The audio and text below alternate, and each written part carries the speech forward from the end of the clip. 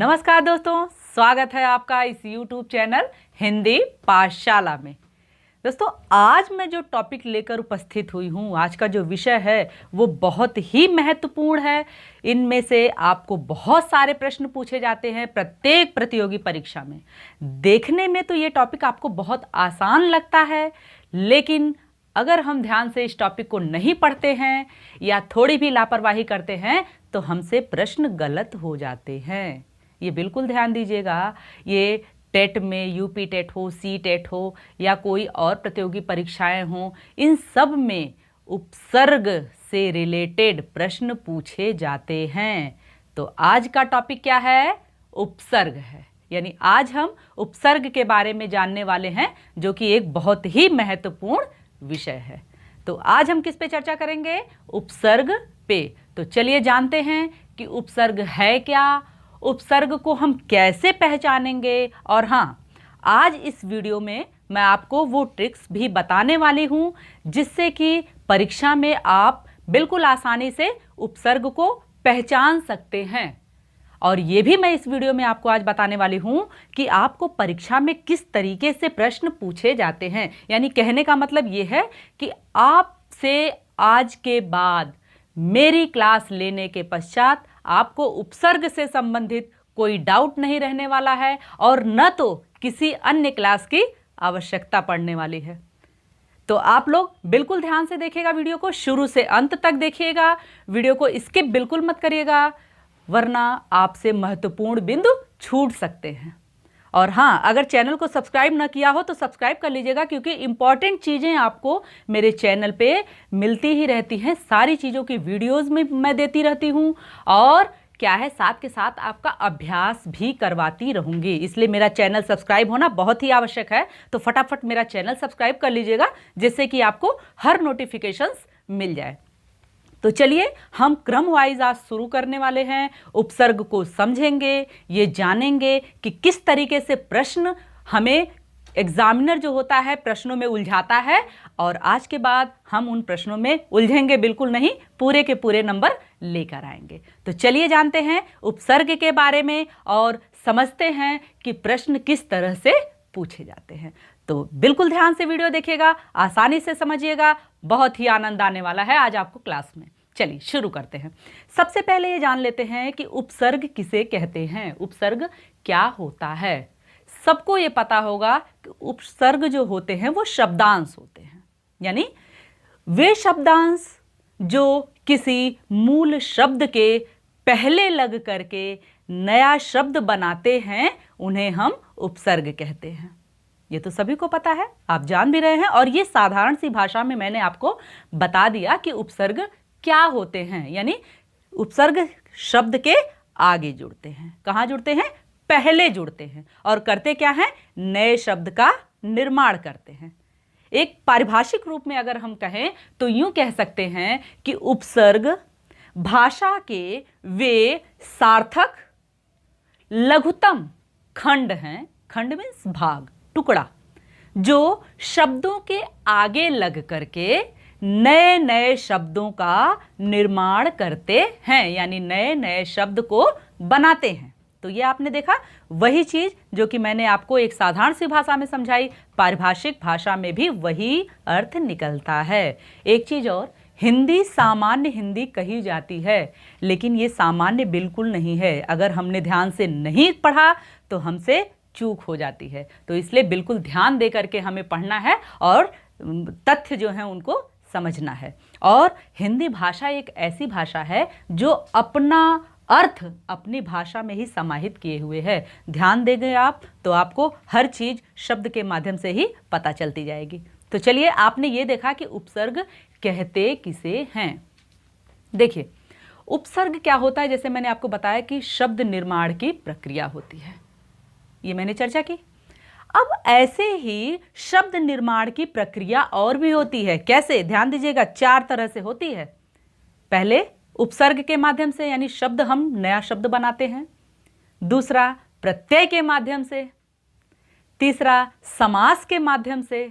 और चौथा, संधि के माध्यम से। देखिएगा, जैसे मैंने कहा कि उपसर्ग के माध्यम से हम कैसे शब्द बनाए। एक उदाहरण लीजिएगा, मैंने कहा अन और आदर, अन जमा आदर। यहां क्या हो गया, अन क्या लगा है, उपसर्ग लगा है। आदर शब्द मूल शब्द के पहले अन उपसर्ग लग करके अनादर शब्द बना है। तो ये कैसे नया शब्द निर्माण हुआ एक, और किस विधि से हुआ, उपसर्ग विधि से। अब देखिएगा प्रत्यय से कैसे नया शब्द बनता है। जैसे मैंने कहा सुंदर और जमा ता, सुंदर जमा ता यानी सुंदरता।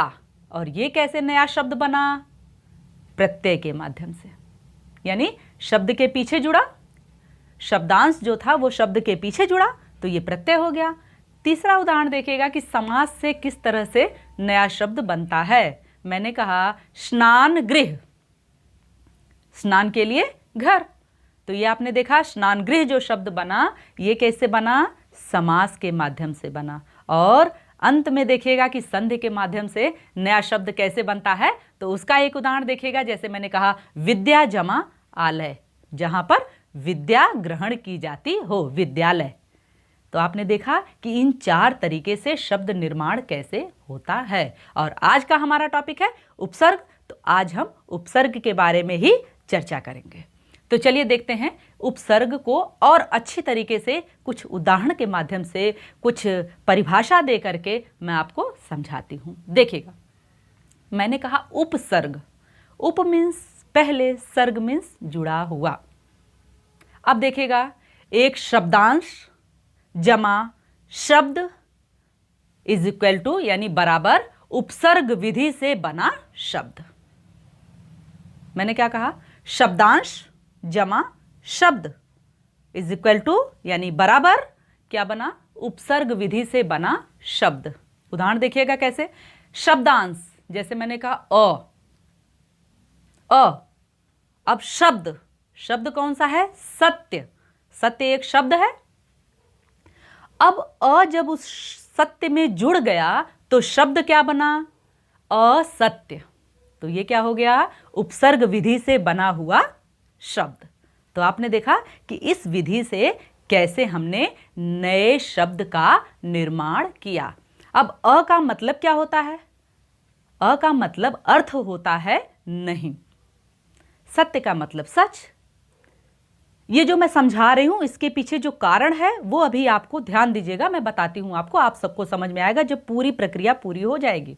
देखिएगा, का मतलब है नहीं और सत्य का मतलब है सच। यानी सच नहीं कहने का मतलब यह है कि जो सच नहीं वह झूठा है, यानी असत्य का मतलब क्या है, झूठा। मेरे बताने का ये इतना क्रम समझाने का तात्पर्य बस सिर्फ इतना था, उसका प्रयोजन इतना था कि आपको मैं ये बता सकूं कि हम कैसे उपसर्ग को पहचानेंगे। यानी जो शब्दांश हम उपसर्ग के रूप में प्रयुक्त करते हैं, प्रयोग करते हैं, उनका भावार्थ किससे, शब्द से मिलता जुलता रहता है। कौन से शब्द, जो समस्त पद बने होते, जो उपसर्ग से शब्द नई विधि से बने होते हैं उनमें। अब यहां आपने देखा मैंने कहा असत्य, उसमें क्या है, उपसर्ग लगा हुआ है और सत्य मूल शब्द है। मैंने का मतलब क्या आपको बताया, नहीं, और सत्य का मतलब बताया सच। यानी जो सच नहीं है अर्थात वह असत्य है, झूठ है, असत्य है। तो आपने देखा कि एक भावार्थ लगा होता है। बिल्कुल यही चीज हमें अपने दिमाग में रखनी है जब हमें उपसर्ग को पहचानना है, ध्यान देना है। वह उपसर्ग जो शब्दांश होता है उसका किसी न किसी रूप में भावार्थ, किसमें, जो शब्द निर्माण हो जाता है, बन जाता है, उसमें निहित होता है, समाहित होता है। बस थोड़ा सा हमें ध्यान देने की जरूरत है और वो मुझे पता है कि आप लोग समझदार हैं, बिल्कुल ध्यान दे करके उसको फटाफट पहचान लेंगे। अब देखिए, मैं आपको एक कुछ ट्रिक बताने वाली हूं कि किस तरीके से आपको परीक्षा में प्रश्न पूछे जाते हैं जहां पे आपसे गड़बड़ी होती है, आप घबराहट में गलत कर देते हैं। कभी भी जब भी एग्जामिनर प्रश्न पूछता है तो उसको ध्यान में रहता है, सबसे पहली चीज वो एग्जामिन ये करना चाहता है, परीक्षण ये करना चाहता है कि छात्र कितने ध्यान से प्रश्नों को पढ़ रहा है। ध्यान दीजिएगा, एग्जामिनर का एक मकसद यह भी होता है कि बच्चा कितने ध्यान से, यानी जो भी ये प्रश्न को हल करने वाला है वह अटेंशन कितना, ध्यान कितना दे रहा है प्रश्न पे, कितनी गंभीरता से उस प्रश्न को पढ़ रहा है। और जब आप किसी प्रश्न को बिल्कुल आराम से शांति से पढ़ते हैं, शांत दिमाग से पढ़ते हैं, तो आपको उसका अर्थ, उसका आंसर अपने आप समझ में आता है। अब देखिएगा कैसे, मैं आपको बताती हूँ, उदाहरण देखिएगा। जैसे मैंने एक प्रश्न दिया है आपके परीक्षा में कि उपसर्ग विधि से नहीं बना है। क्या कुछ शब्द दिए हैं, प्रश्न पूछा है उपसर्ग विधि से नहीं बना है, यानी आपको 4 विकल्प दे दिया और उसमें से पूछा कि अब आप बताइए इसमें कि उपसर्ग विधि से कौन सा शब्द नहीं बना है। नहीं पे बिल्कुल ध्यान दीजिएगा, नहीं बना है ये ध्यान देना है। और आपको ऑप्शन में 4 ऑप्शन दे दिया गया, जैसे कुमाता, कुलीन, कुपुत्र, या चौथा दे दिया गया एक ऑप्शन कि इनमें से कोई नहीं।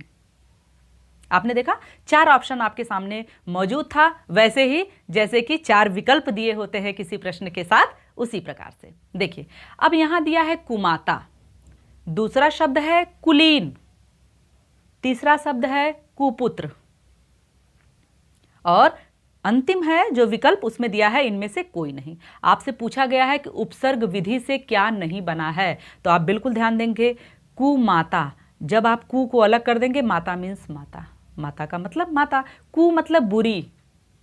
आपको मैंने बताया था वहां कि उपसर्ग जो होते हैं उनका भावार्थ समझना हमारा बहुत जरूरी होता है, तभी हम उस चीज को जान पाते हैं।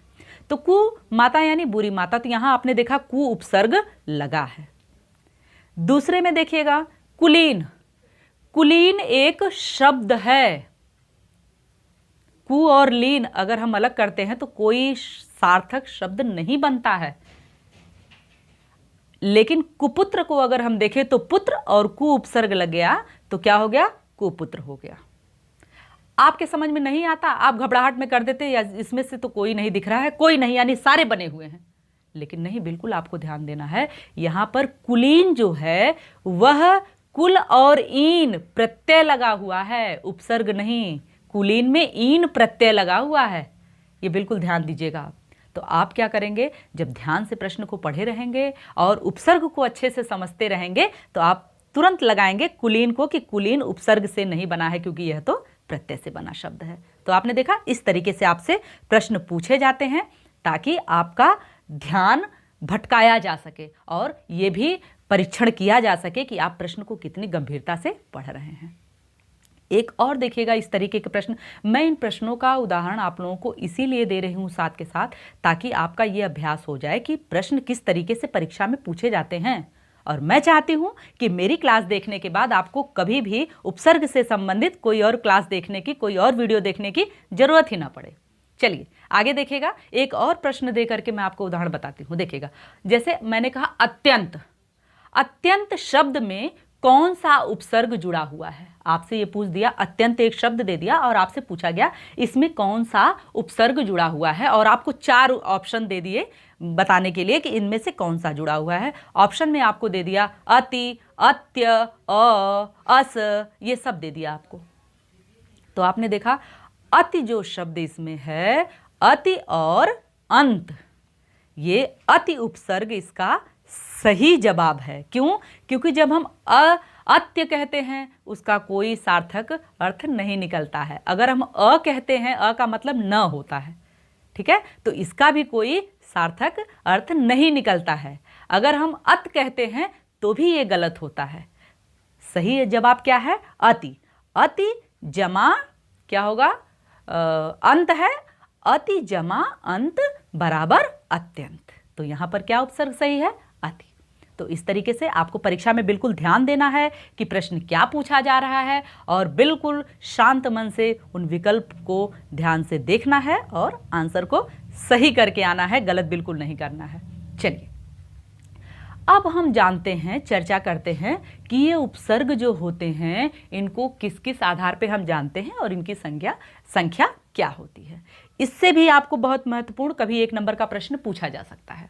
कैसे? देखिएगा, जैसे संस्कृत में उपसर्गों की संख्या होती है 22 और जो संस्कृत के उपसर्ग हैं उनको कहते हैं तत्सम उपसर्ग। यानी ये क्या होते हैं? संस्कृत भाषा से हूबहू हिंदी में प्रयुक्त होते हैं। तो ये तत्सम होते हैं उपसर्ग। इनको हिंदी के संस्कृत के उपसर्ग या तत्सम उपसर्ग भी कहते हैं और इनकी संख्या मुख्य रूप से 22 मानी गई है। दूसरे आते हैं हमारे हिंदी के उपसर्ग और इनका दूसरा नाम है तद्भव, यानी जो संस्कृत भाषा से ही उत्पन्न होकर के हिंदी भाषा में आए हुए हैं। और इनकी संख्या कितनी मानी गई है? इनकी मुख्य संख्या 13 मानी गई है, 13। और उर्दू के जो उपसर्ग हैं जो कि हिंदी भाषा में जो कि प्रयुक्त होते हैं, उनकी संख्या 19 मानी गई है। 19 कितनी? 19 इनकी संख्या मानी गई है। तो ये 1 नंबर का प्रश्न इसमें से आपको पूछा जा सकता है। तो इन बातों को भी, इन्हें भी आप ध्यान में रखिएगा। ये बिंदु भी आपके लिए बहुत महत्वपूर्ण है। चलिए अब हम एक एक करके जानेंगे कि ये उपसर्ग किस भाषा के हैं और कितने हैं और इनका प्रयोग हम कैसे करते हैं, इसके बारे में भी चर्चा कर लें। जो मुख्य है उनके बारे में मैं चर्चा करूंगी। क्यों? क्योंकि ये आपसे परीक्षा में जरूर पूछे जाते हैं। बाकी आपको स्क्रीन पे दिए हुए हैं, आप चाहें तो इसमें से नोट बना सकते हैं, क्योंकि नोट बनाने पे आपको बहुत सहायक सिद्ध होगा और आपका तैयार हो जाएगा। उपसर्गों को समझिए, उसके अर्थ को जानिए और उसके बाद शब्द कैसे बने हैं उन पे दृष्टि डालिएगा। बिल्कुल सावधानी के साथ, शांति के साथ, बिल्कुल कठिन नहीं लगेगा आपको और आपको कंठस्थ हो जाएगा। चलिए शुरू करते हैं। संस्कृत के उपसर्ग कौन से हैं इनके बारे में। संस्कृत के उपसर्ग हैं जैसे अ, अन, अति, अधि, अनु, ये सभी संस्कृत के उपसर्ग हैं और हैं। मैं पहले इन पर चर्चा आपको कर दूं कि इनसे इनका अर्थ क्या है और इनसे शब्द क्या बन रहे हैं। देखिएगा, अगर मैंने कहा अ उपसर्ग है, इसका मतलब क्या होता है, इसका अर्थ क्या होता है? कमी, अभाव या निषेध, किसी चीज की कमी होना या अभाव होना। शब्द देखिएगा जैसे अज्ञान, यानी ज्ञान का अभाव, अ उपसर्ग लगा है। अधर्म, जहां पर धर्म नहीं है, अभाव है धर्म का, वो अधर्म। तो आपने देखा कि जो उपसर्ग है उसका जो भाव है, अर्थ है उपसर्ग का, वो इस शब्द में जो उपसर्ग से बना हुआ शब्द बन रहा है, शब्द निर्माण जो हुआ है उसमें प्रयुक्त हुआ है, उसमें एक झलक आ रही है उसका भावार्थ हमें पता चल रहा है। चलिए आगे देखते हैं। अन उपसर्ग, न हलंत, अन में देखिएगा, अन का मतलब भी होता है अभाव, रहित किसी चीज से, अभाव। अब देखिएगा जैसे अनागत, अनंत, अनिच्छा, यहां आपने देखा जिस चीज से अरुचि हो, नहीं हो, अभाव का यहां भाव निकलता है। देखिएगा अति उपसर्ग से शब्द कैसे बनते हैं? अति का मतलब होता है अत्यधिक, अधिक, किसी चीज की अति हो जाना, यानी किसी चीज का अधिक हो जाना। शब्द देखिएगा अत्यधिक, अत्यंत, अतिशय, ये सारे शब्द हैं जो कि अति उपसर्ग लगा करके बने हुए हैं। आगे देखिए अधि उपसर्ग, ये सारे उपसर्ग बहुत महत्वपूर्ण हैं, इनमें से परीक्षा में जरूर पूछे जाते हैं। आप देखिएगा अधि उपसर्ग लगा करके, अधि का मतलब होता है श्रेष्ठ या प्रधान, अधि का मतलब श्रेष्ठ या प्रधान, जैसे अधिनायक, अधिवक्ता, ये सारी चीजें किस में आती हैं? आपने देखा ये सारे आते अधि उपसर्ग लगा करके ये शब्द बने हुए हैं। अब आप देखिएगा एक चीज मैं आपको और बताऊं, यहां आप ध्यान दीजिए, अत्यधिक, अत्यधिक, अति उपसर्ग लगाकर जो मैंने शब्द अभी आपको बताए हैं, अति उपसर्ग तो लगा है, लेकिन यहां एक चीज और आपको ध्यान देनी है। क्या? उसको विशेष रूप से ध्यान दीजिएगा। जब हमने कहा अत्यधिक, आपने उपसर्ग के रूप में पढ़ा तो यहां अति उपसर्ग लगा है, अति जमा अधिक, अत्यधिक। लेकिन आप एक सामान्य दृष्टि डालिए तो आपको लगेगा कि यह संधि से निर्मित भी शब्द है। ई का य, इको यड़च, यण संधि जो हमने पढ़ी है वहां पर यण संधि होता है अत्यधिक, अति, अंत, अत्यंत। देखा आपने? आप ये चीज ध्यान दीजिएगा, कभी कभी परीक्षा में इस तरीके से प्रश्न पूछे जाते हैं कि बताइए अत्यधिक शब्द जो है यह किससे बना हुआ है? उपसर्ग से, समास से, संधि से। अगर आपसे इस तरीके से पूछा गया है और एक विकल्प दिया है संधि और समास, संधि और उपसर्ग से, तो आपको टिक करना है संधि और उपसर्ग से। लेकिन अगर सिर्फ वहां संधि से, उपसर्ग से, प्रत्यय से इस तरीके से दिया हो, समास से, तो आपको किसको टिक करना है? आपको टिक करके आना है संधि से बना हुआ। क्यों? क्योंकि जब हम प्रथम दृष्टि डालते हैं किसी शब्द पे और जो हमारे मस्तिष्क में आती है, जो बात जो हमारे दृष्टि के सामने दिखाई देता है, वही सत्य माना जाता है। जैसे यहाँ अति जमा अधिक हो गया तो अत्यधिक हम पढ़ते हैं यण संधि में, ई को य हो जाता है, ई को य हो गया तो अत्यधिक या अत्यंत। तो ये आप ध्यान दीजिएगा, अगर इस तरीके से आपको कंफ्यूज करने के लिए प्रश्न पूछा जाता तो आपको वहां उपसर्ग नहीं, आपको वहां संधि टिक करके आनी है। अदरवाइज ये उपसर्ग अति उपसर्ग से बना हुआ शब्द अत्यधिक है। तो ये आपने देख लिया, मैंने इसके बारे में भी चर्चा कर दी। अब हमारा जो अनु बचता है, अनु उपसर्ग जो है, इसको देखेगा। अनु का मतलब क्या होता है पहले ये जान लेते हैं। अनु का मतलब होता है पीछे, अर्थ होता है पीछे। पीछे कैसे देखेगा? पीछे, बाद में या समान, ये सारे इसका अनु का शब्द का अर्थ होते हैं। जो शब्दांश है, जो उपसर्ग है, इनका अर्थ होता है। अब इनसे बना शब्द अनुमान, अनुसार, ये सारे शब्द हैं जो कि किसके सहायता से बने हैं? अनु उपसर्ग लगा करके।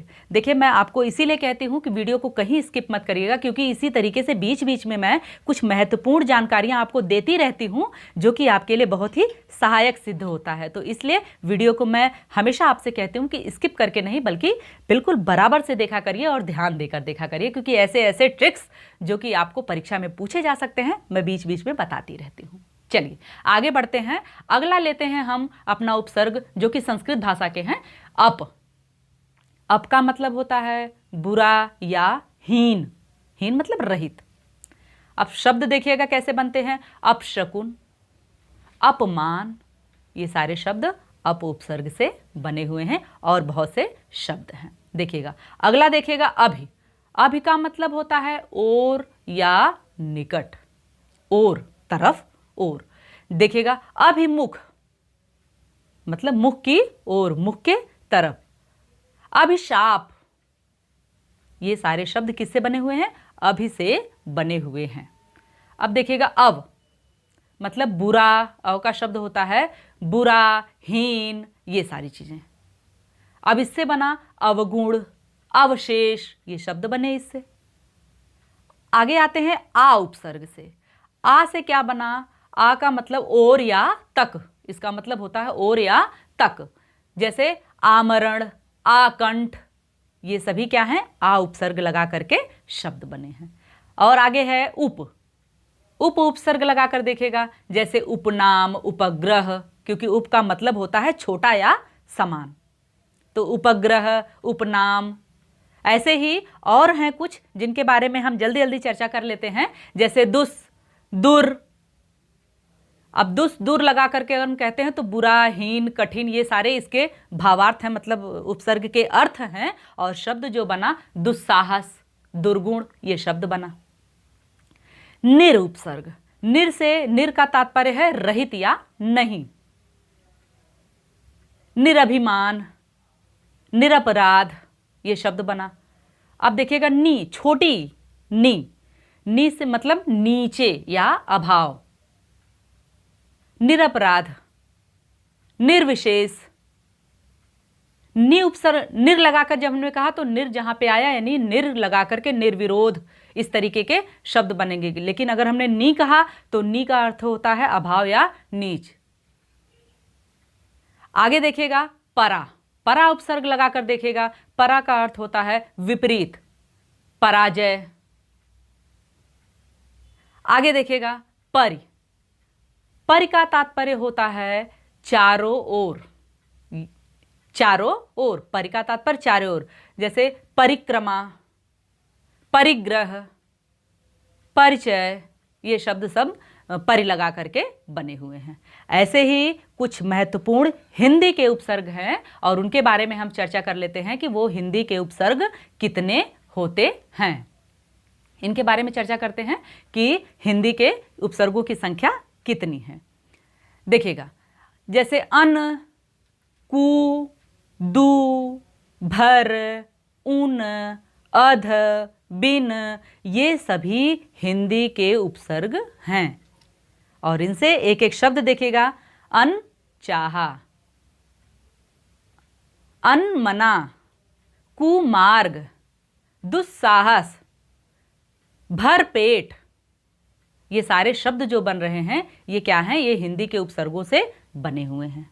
और ऐसे ही कुछ और बाकी जो इनके उदाहरण हैं आपको स्क्रीन पे डिस्प्ले हो रहे हैं, आप यहाँ से आप अपना नोट बना सकते हैं, ज्ञान बढ़ा सकते हैं। आगे देखिएगा, उर्दू के भी कुछ ऐसे ही विशेष उपसर्ग हैं जिनसे कैसे उनका भाव क्या है और उनसे शब्द कैसे बनते हैं, उनके बारे में भी एक दृष्टि डाल लेते हैं कि वो कैसे हैं। उर्दू के उपसर्ग देखिएगा, जैसे कम, खुश, बा, बद, दर, ला, हर, ये सारे उपसर्ग हैं। अब जैसे कम से मतलब होता है थोड़ा, खुश का मतलब होता है खुशहाली, अच्छा या अच्छा, खुश का मतलब होता है अच्छा और शब्द क्या बना, खुशहाल या खुशहाली शब्द बना। आगे देखिएगा, ब उपसर्ग जो होता है, ब का तात्पर्य क्या होता है, के साथ या से, बखूबी शब्द बना। ये सारे उर्दू के हैं। बा भी उर्दू का उपसर्ग है और इससे बनता है बावजूद शब्द। बे से क्या बना, बेगुनाह। बदमाश। ना उम्मीद, गैर यानी गैर कानूनी, दरमियान, लावारिश, सर यानी सरताज, हर यानी हर का मतलब हर दिन, रोज, हर का मतलब है रोज, हर दिन।